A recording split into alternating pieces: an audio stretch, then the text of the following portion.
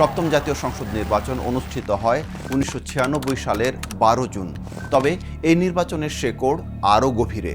ফিরে যেতে হবে ১৯৯৪ সালের ২০ মার্চে মাগুরা ২ আসনের উপনির্বাচনে। তখন রাষ্ট্র ক্ষমতায় বিএনপি, কিন্তু আসনটি ছিল আওয়ামী লীগের দখলে।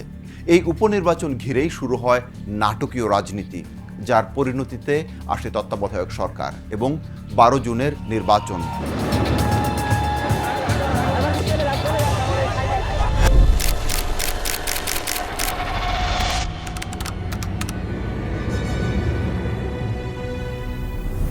মাগুরা উপনির্বাচনে প্রচারণা ছিল ব্যতিক্রম। দেশের ইতিহাসে এমন নজির খুবই কম। প্রধানমন্ত্রী খালেদা জিয়া সেখানে জনসভা করেন। বিরোধী দলীয় নেত্রী শেখ হাসিনাও প্রচারণায় নামেন। একটি উপনির্বাচনে এমন গুরুত্ব কেন? উত্তর লুকিয়ে আছে কয়েক মাস আগে। ১৯৯৪ সালের জানুয়ারিতে হয় ৪ সিটির নির্বাচন। ঢাকা ও চট্টগ্রামে জেতে আওয়ামী লীগ, রাজশাহী ও খুলনায় জয় পায় বিএনপি। সবচেয়ে গুরুত্বপূর্ণ দুটি আসনে যেহেতু হেরে যায় ক্ষমতাসীন বিএনপি, তাই দলটি জনপ্রিয়তা প্রমাণের চাপে পড়ে। যাই হোক, শেষ পর্যন্ত মাগুরায় জেতেন বিএনপি প্রার্থী কাজী সলিমুল হক।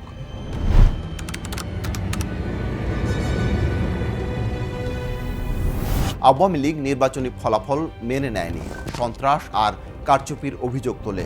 এখান থেকেই আন্দোলনের সূত্রপাত।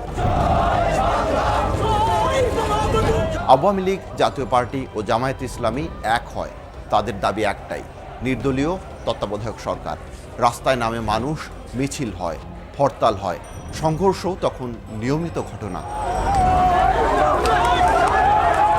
১৯৯৪ সালের জুনে আওয়ামী লীগ রূপরেখা দেয়। ডিসেম্বরে ৩ দলের ১৪৭ এমপি পদত্যাগ করেন, যদিও স্পিকার পদত্যাগপত্র গ্রহণ করেননি। ৯০ দিনের অনুপস্থিতির যুক্তি দেখিয়ে ১৯৯৫ সালের ৩১ জুলাই আসন শূন্য ঘোষণা করা হয়।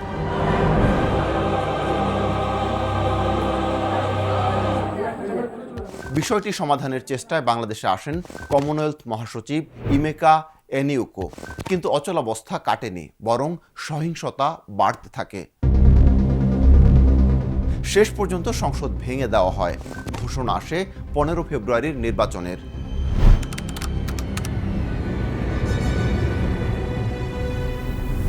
জামায়াতে ইসলামী বরাবরই দাবি করে আসছে, দেশে তত্ত্বাবধায়ক সরকারের ধারণা তারাই প্রথম দেয়।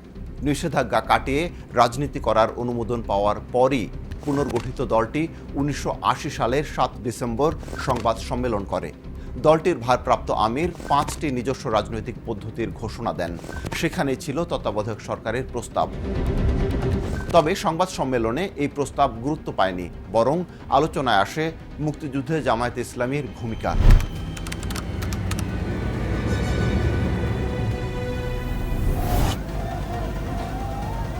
১৫ ফেব্রুয়ারি ১৯৯৬ টানা ৪৮ ঘণ্টা হরতালের মধ্যে ভোট অনুষ্ঠিত হয়। নির্বাচন ছিল একতরফা, সহিংস। ভোটার উপস্থিতি একেবারেই কম। প্রধান দলগুলো নির্বাচন বর্জন করে। তবে বিএনপি সরকার পরিচালিত এই সংসদ থেকেই আসে একটি বড় সিদ্ধান্ত, সংবিধানের ত্রয়োদশ সংশোধনী। এই সংশোধনীতেই প্রবর্তন করা হয় তত্ত্বাবধায়ক সরকার ব্যবস্থা। ২১ মার্চ বিল উত্থাপন হয়। ২৬ মার্চ রাতভর অধিবেশন শেষে ভোর ৬টার দিকে বিল পাশ হয়। ৩০ মার্চ পদত্যাগ করেন খালেদা জিয়া। রাষ্ট্রপতি সংসদ ভেঙে দেন।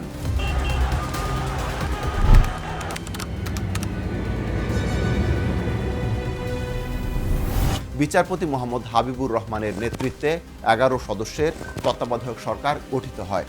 একই দিনে অসহযোগ আন্দোলন প্রত্যাহার করে বিরোধী দলগুলো।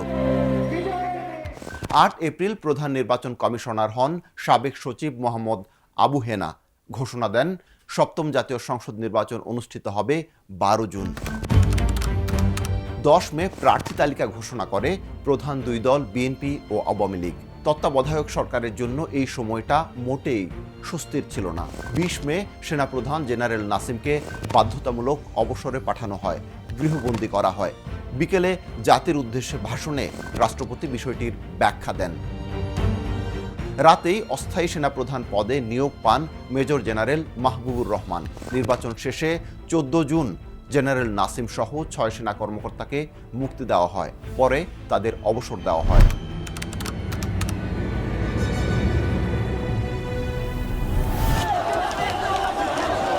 প্রচারণা ছিল মাঠ কেন্দ্রিক।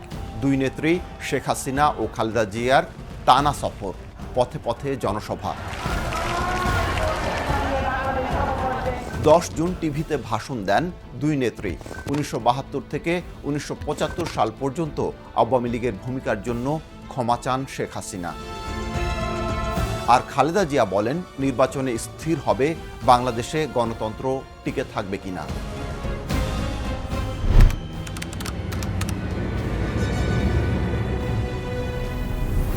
1996 সালের 12 জুন উৎসব মুখর পরিবেশে ভোট হয়।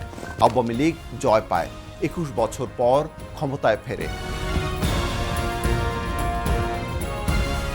এরশাদের জাতীয় পার্টির সমর্থন নিয়ে 23 জুন সরকার গঠন করে আওয়ামী লীগ। প্রধানমন্ত্রী হন শেখ হাসিনা। প্রধান উপদেষ্টা মোহাম্মদ হাবিবুর রহমান বিদায়ী ভাষণে বলেন, সরকার পরিচালনা করতে গিয়ে রাজনৈতিক দলসমূহের মধ্যে তিনি সীমাহীন অসহিষ্ণুতা দেখেছেন। ভবিষ্যতে এগুলো বন্ধের প্রক্রিয়া সৃষ্টির আহ্বান জানান তিনি। কিন্তু এতদিন পর এসেও ইতিহাস বলছে রাজনৈতিক দলগুলো সে উপদেশ রাখেনি।